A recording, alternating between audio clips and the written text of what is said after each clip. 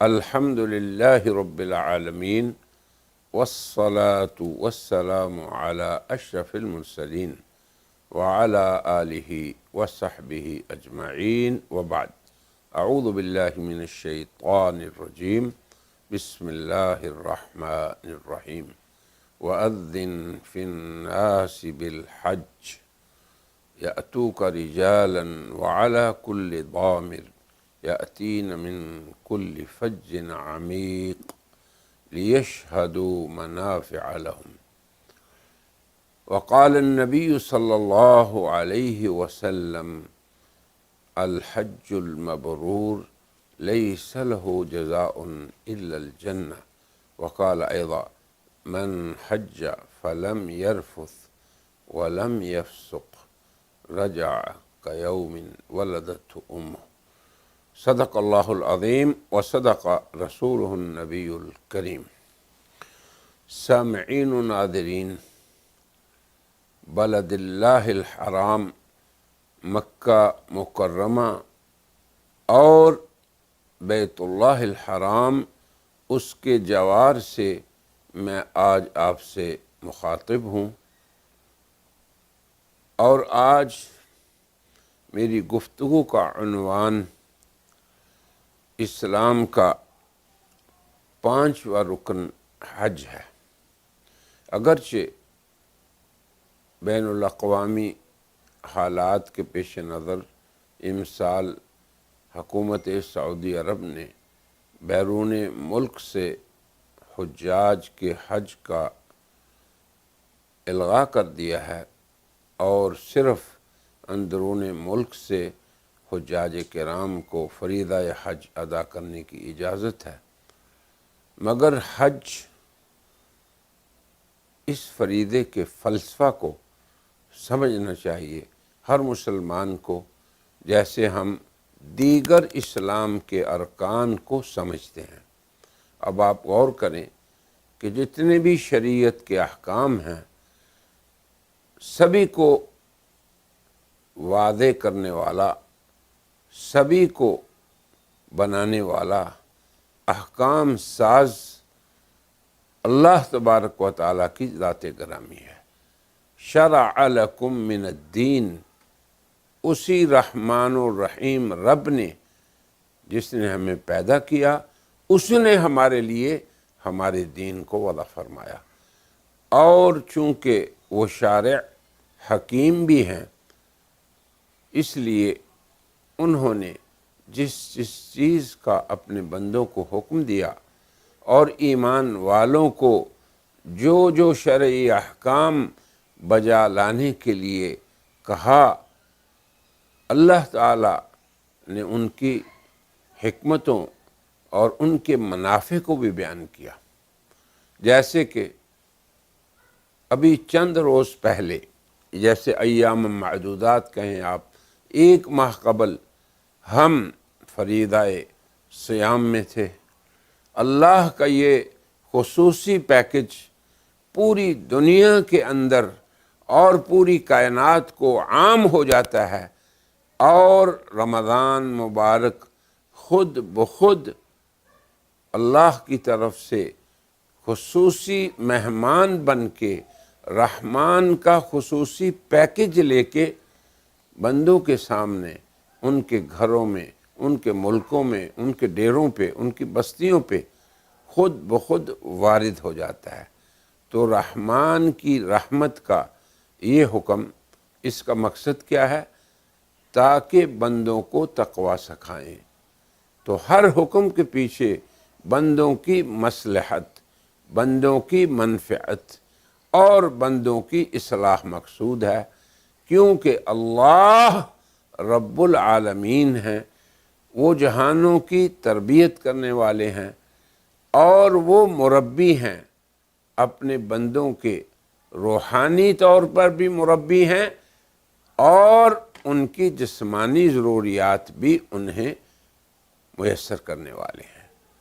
تو اللہ کی ربوبیت کا تقاضا، جیسے یہ دنیا میں روزی کے اسباب ہیں، اسی طرح یہ اس کی ربوبیت کا مظہر ہے کہ اس نے ان کی روحانی تربیت کے لیے، ان کی اخلاقی نشو و نما کے لیے اور انہیں ایک صالح انسان بنانے کے لیے بھی شریعت کا ایک نظام وضع فرمایا۔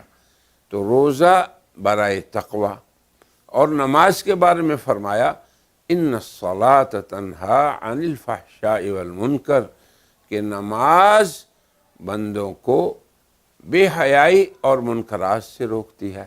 دیکھیں کتنا بڑا یہ رکن ہے کہ شہادتین کے بعد سب سے پہلا رکن اور دین کا ستون ہے نماز، مگر اس کے اندر بھی منفعت بندوں کی، روزے کے اندر بھی فائدہ بندوں کا۔ اب ہم اگر آ جائیں اس طرف، اب دیکھیں زکوٰۃ، اس میں بھی بندوں کی ہی مصلحت ہے۔ زکوٰۃ اغنیاء کے مال میں فقراء کا حق ہے، تو زکوٰۃ دینے والے کو اس حق کی ادائیگی کی فکر ہونی چاہیے، نہ کہ لینے والوں کو۔ آج آپ دیکھیں اس چیز کو میں بھی غور کریں کہ زکوٰۃ دینے والے کا فریضہ ہے، لینے والے کا نہیں۔ اب یہ نہیں ہے کہ ہر لینے والے غریب کے لیے فرض ہے کہ وہ زکوٰۃ لے، مرضی ہے لے، مرضی ہے نہ لے، مگر دینے والے کو تلاش کرنا چاہیے مستحقین کو، تاکہ اس کا یہ فریضہ وہ اس سے بری الذمہ ہو۔ اب دیکھیں ہر عمل میں، اور پھر اس میں اعانت ہے ضعفاء و مساکین کی، محتاجوں کی، اور معاشرتی خدمت ہے۔ اب آپ حج کی طرف آتے ہیں۔ حج یہ بھی اللہ تعالیٰ کا ایک خصوصی پیکج ہے۔ اب جیسے رمضان ایک زمانے کے ساتھ خاص ہے جو ساری دنیا پہ سایہ فگن ہوتا ہے، مگر رمضان یہ ایسا خصوصی پیکج ہے جو زمانہ اور مکان دونوں کے ساتھ خاص ہے۔ اللہ فرماتے ہیں الحج اشہر معلومات، فریضہ حج کی ادائیگی کے لیے بھی اللہ نے ایک وقت مقرر کیا ہے۔ اب دیکھیں ابھی آج کل ہم ذوالحجہ میں ہیں، یہ حرمت والا مہینہ ہے، ذوالقعدہ میں ہے، یہ حرمت والا مہینہ ہے، اس کے بعد ذوالحجہ آئے گا جس میں مناسک حج ادا کیے جائیں گے۔ تو حج کا تعلق زمانے سے بھی ہے، اور افضل ترین زمانہ یعنی جو حرمت والے مہینے ہیں، اور پھر مکان سے بھی ہے۔ اس کائنات ہستی میں افضل ترین مکان جو اس کرۂ ارضی کا نقطہ آغاز ہے، جیسے کہ بعض احادیث میں ہے کہ سب سے پہلے اللہ نے اس خطہ ارض کو پیدا کیا جس کے اوپر بیت اللہ بنایا، پھر اس سے پوری دنیا کو کھینچا اور زمین بچھا دی۔ تو افضل ترین مکان، اس میں یہ فریضہ ادا کیا جاتا ہے۔ زمانہ بھی افضل ترین اور جگہ بھی افضل ترین، ایسی جگہ جسے اللہ قرآن حکیم میں جس مکان کی قسم کھاتے ہیں، لا اقسم بہذا البلد، تو اس شہر کو جس کو اللہ نے مولد رسول فرمایا، اس کی قسم بھی اللہ نے اٹھائی اور یہ ذکر بھی کیا کہ آپ اس شہر میں مقیم ہیں۔ اور پھر اس شہر کے اندر اللہ نے اول بیت، سب سے پہلا گھر اپنا بنایا، اور وہ گھر بھی ایسا ہدی للناس جو پوری انسانیت کے لیے ہدایت کا مظہر ہے۔ اب اس جگہ پہ حج ہوتا ہے۔ پھر اس کے بعد حج کے مقاصد کی طرف اور منافع کی طرف آئیں۔ میں ہمیشہ جب حج پر گفتگو کرتا ہوں تو میں مناسک حج نہیں زیادہ بیان کرتا، کیونکہ حج تو پوری جماعت ادا کرتی ہے، معلمین کے ساتھ ادا ہوتا ہے، گروپوں کے بڑے اس کے ساتھ ہوتے ہیں، علماء ہوتے ہیں۔ تو میں اتنا کہتا ہوں کہ بھائی آپ اپنے گروپ میں رہیں، اتنا، اور پھر مناسک 1-2 منٹ میں بتا بھی دیتا ہوں۔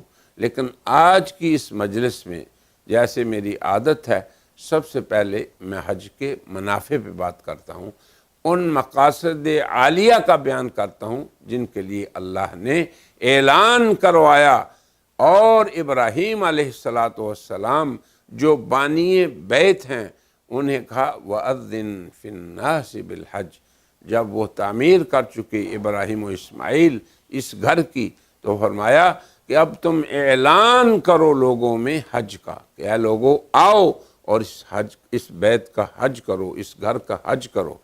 اب آپ اس تمہید کے بعد یہ سمجھیں کہ حج بھی اسی طرح اللہ کی حکمت بالغہ اور شارع الحکیم کی عظیم حکمت کا مظہر ہے۔ اب آپ دیکھیں، پہلی سب سے بات یہ ہے کہ حج پوری عمر میں ایک بار فرض ہے، اور پھر پوری امت مسلمہ کے لیے اللہ نے مطالبہ کیا کہ وہ یہاں آ کے حج کو ادا کریں۔ اب جب پوری دنیا کے مسلمان بلا امتیاز جغرافیائی فروق، رنگ و نسل اور زبانوں کے اختلاف، سبھی کو یہاں آ کے حج ادا کرنا ہے، تو میں ایک بات صرف حج کے مقاصد و منافع کی کہتا ہوں کہ حج امت مسلمہ کی اکائی اور وحدت کا عظیم مظہر ہے۔ اب یہاں تک ہم نے پہلی مجلس میں بات کی، اب حج، اس کی حکمتیں، منافع اور مقاصد اور کیا ہیں، انشاءاللہ ان پر ہم مزید اپنی اگلی مجالس میں جو حج ہی کے باب میں ہوں گی گفتگو کریں گے۔